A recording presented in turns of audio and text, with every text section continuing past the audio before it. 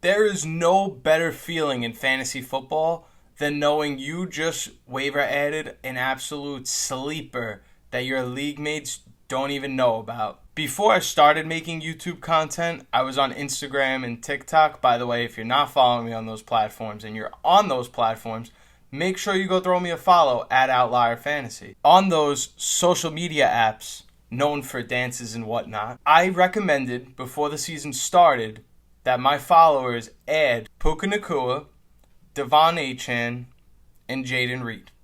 And I would like to humbly say I think I went 3 for 3 in that category. If you don't believe me, guess what? Social media posts never go away. So just as much as y'all want to make fun of people who have takes that age really poorly, nobody ever goes back and says, wow, that was a good pick. And those that did listen to me, they made sure to show love and constantly remind me how they couldn't believe that I was right about guys like Puka Nacua and Devon Achane. But looking for sleepers, looking for guys that nobody has any clue of, I would like to say that that is my area of expertise. So if that is my area of expertise, why did I take so long to make a video like this? The truth is, you're probably on your YouTube and whatnot looking for what people are talking about and all this hype in training camp. But I'm here to tell you that 99% of that hype in training camp doesn't mean a goddamn thing when it comes to drafting your team and adding guys in September and October. And though it's still early, and I can still possibly go 0 for 3 on my sleepers list, I have 3 sleepers that you should either be monitoring or adding to your roster as soon as possible in 2024. So let's roll that intro.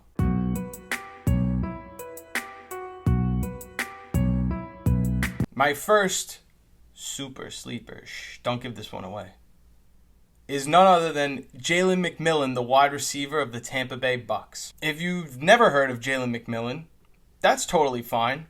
Grab a drink, grab a snack, kick back, and I'll tell you all about him. Jalen McMillan was a wide receiver who played in Washington and is most notably famous for being part of that aerial attack that involved him, Rome Odunze, and Jalen Polk, who was also an early round draft pick this year in the NFL draft. What people don't tell you about Jalen McMillan is that he fell in the draft solely off the fact that he was dealing with an injury in the 2023 season and didn't get to play a full season like guys like Jalen Polk and Rome Odunze did. And it shows in the draft capital spent in the 2024 draft. Now landing with the Tampa Bay Buccaneers, he is likely and reported to be somebody that ends up playing a lot of snaps. And here's why I do believe that. If you've watched my 5 players you shouldn't be drafting list, one of those members of the list was Chris Godwin. And I mentioned how the Tampa Bay Buccaneers passing offense may take a step back, leading to less opportunity for Godwin. But what I didn't tell you is that given Godwin's productivity history and the fact that he is on a contract year, it's very likely that Tampa Bay just, pushes him to the side and says, you know what? We're done with you. We're not going to use you as much as we've used you in years past. Your productivity has not been there for us the last 2 seasons, even when we've had good passing offenses under Dave Canales last year in 2023, and Mike Evans absolutely resurged as one of the top wide receivers in fantasy last year. Jalen McMillan is, at this point in his career, more diverse in the types of routes and patterns that he can run versus somebody like Chris Godwin. And to add to that preseason training camp hype that means nothing, is telling us that Jalen McMillan may be used a lot. So Jalen McMillan is someone that we should be keeping an eye on because there are multiple things that are either going in his favor or determine that he was slept on for the wrong reasons. Like in Washington, they had 2 other early round drafted wide receivers that were not him, and he kind of just fell to the wayside, and Tampa Bay just struck gold with him. Though McMillan is running with the second teams currently, or at least in the last week of practices, there have been way more signs of optimism for somebody like him to reach the 3rd wide receiver on the depth chart before the season starts, and we haven't heard much from future rookie draft picks that the Bucs have had in last season's Trey Palmer or in a few years past in Tyler Johnson. And there's a good chance for Jalen McMillan to show us what he can do in 2024. Granted, Chris Godwin did stay fully healthy in 2023, but whether it's pulling hamstrings or tearing an ACL in seasons prior. He's had multiple injury histories and is a risk again to be injured in 2024 after going the entire season last year healthy. With Godwin, it's not so much about age, but given the productivity he's shown us, given the fact that he could be an injury risk, whether it's, for 2 games or 12 games, that's to be determined. There is going to be a chance where we get to see Jalen McMillan flash his skills. And being that he comes from a great program, he's gaining high praise from his teammates as well in camp. Again, this is not some beat writer just putting out that he's winning his one-on-one drills or something like that. These are the players that have his teammates have high expectations for Jalen McMillan going forward into their offense. Coming up next on this list, this is probably my favorite out of the 3 in this list. So if you had to prioritize getting one over the other 2, I would definitely recommend going ahead and trying to grab Iosivas of the Cincinnati Bengals before someone else in your league does. The best part about Iosivas, in my opinion, in terms of acquiring him, is that if you play in a dynasty league, it's very likely that this player is, sitting there in free agency. And if you're stumped and don't know who to use your 3rd round pick on, because there's really not that many guys that warrant, a high ceiling potential in fantasy, you could go ahead and just take a dart throw on Iosivas. And if you play in a redraft format, nobody is going to be taking Iosivas. And there is a high potential for this to really work out in your favor, and I'll tell you why. As long as Joe Burrow stays healthy for the Cincinnati Bengals, one thing we do know about the Cincinnati passing offense is that whether you were a Jamar Chase or T. Higgins owner in years past, somebody like Tyler Boyd was always a thorn in the side of either one of these players potentially being better than what they already were. Now with Tyler Boyd and his 98 targets last year in 2023 being kicked right out of the door, though it wasn't good productivity, those 98 targets, that volume has to go somewhere. And it's probably not likely that we tack on 40 to 45 more targets for each T. Higgins and Jamar Chase. It's probably going to have to be a 3rd guy that jumps into the mix. And this is where everyone says Jermaine Burton, the rookie they just drafted, is going to fill himself into that role. No.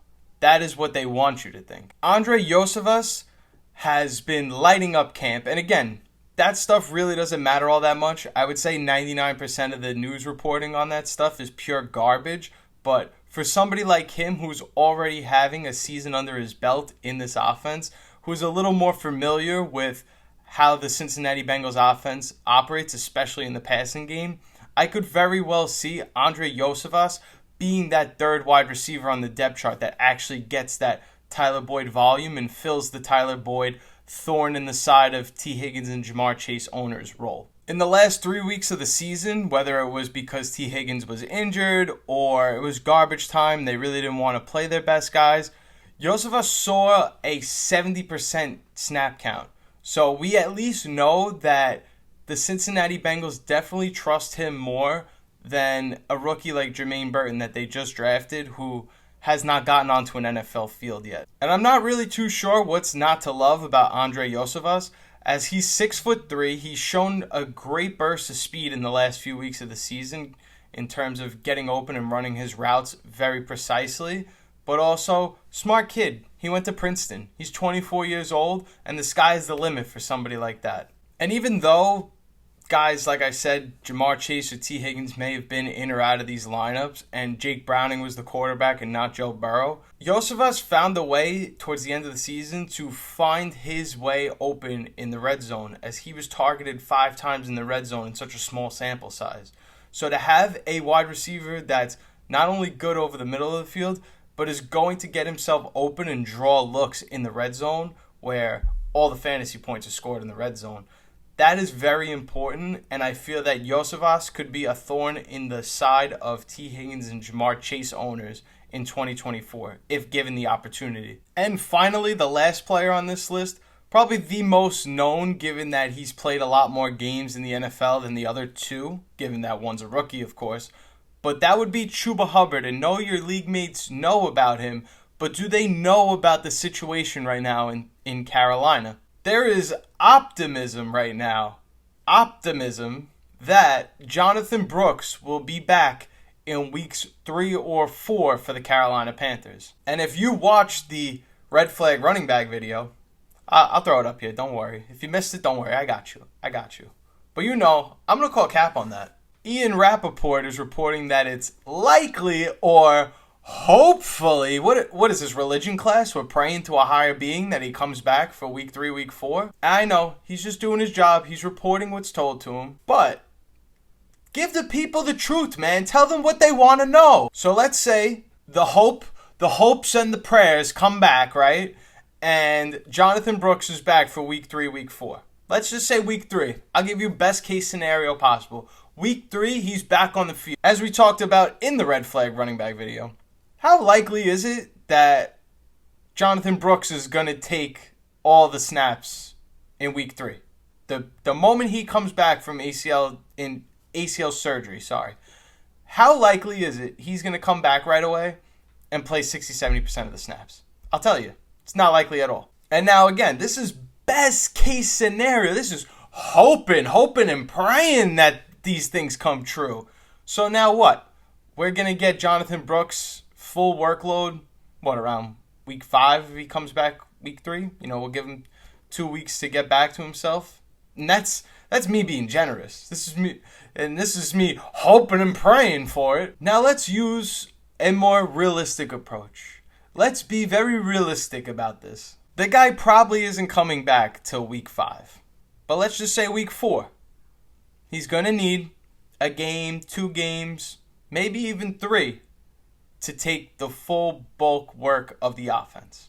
And if you don't believe me, if you think I'm just some guy behind a camera yapping away about what Jonathan Brooks could be in fantasy, go back and look at what Breece Hall had to go through in order to be the Breece Hall that was unleashed once he got to week 7. This guy played week 1 and wasn't the Breece Hall we know and love until week 7. So I'm being generous here, saying he needs two games to get back to his normal self. It's not an exact one-to-one comparison here either, but we could look at somebody that was completely healthy going into his rookie season last year in Jahmyr Gibbs. And now again, I know it's not a one-to-one comparison because David Montgomery was just as effective in his style of running versus Jahmyr Gibbs' different style of, being more of like a satellite back and just blowing people away with his burst of speed. We didn't get to see Jahmyr Gibbs fully healthy, activated, and unleashed in the Lions offense till about week 6, week 7. Week 7, to be exact, was the exact moment where Jahmyr Gibbs' snap count went up and his productivity went up, and he ran away and put up RB1 numbers in that time. So, sure, Jonathan Brooks could put up RB1 numbers at some point, but how likely is it that he's going to get fully unlocked by the time week 8 rolls around, and they're not just going to wait till their week 11 bye week to just get him a little more, eased into the offense and then finally start rolling in week 12, where they have all their bad running back matchups in week 12. There are some really good defenses that they're going to play at the end of the year. Whereas, on the other side of the coin, we have somebody like Chuba Hubbard who's going to probably start week 1 if Jonathan Brooks is hopeful to come back by week 3. We're going to see really easy matchups for Chuba Hubbard in weeks 1 and 3. So we can use Chuba Hubbard as trade bait as long as we're smart about it and we know to take Chuba Hubbard this year, because we're probably going to get a starting running back for more weeks than people anticipate him. But those are my 3 sleepers your league mates have no idea about. Maybe I'm clickbaiting a little because they've heard about Chuba Hubbard before, but they don't know the truth. They don't know that Ian Rappaport is just rapping and yapping away. But in all seriousness, he is a great reporter. He's just putting out to the news exactly what he's being told. But the Carolina Panthers organization is not being very truthful about the current status of the one Jonathan Brooks. So with that, those are your 3 sleepers that you should be either keeping an eye on or drafting in your fantasy leagues. If you like fantasy football content, make sure you hit that like button for me. I would really appreciate that. Would mean the absolute world to me to get the channel to grow and go out to more and more fantasy football fans. And if you're new to the channel and you want more fantasy football sleepers, because I tend to do this often and the content is not going to stop anytime soon, feel free to hit the subscribe button. But as always, this is Turtle. Turtle is signing out, and Turtle will see you in the next video.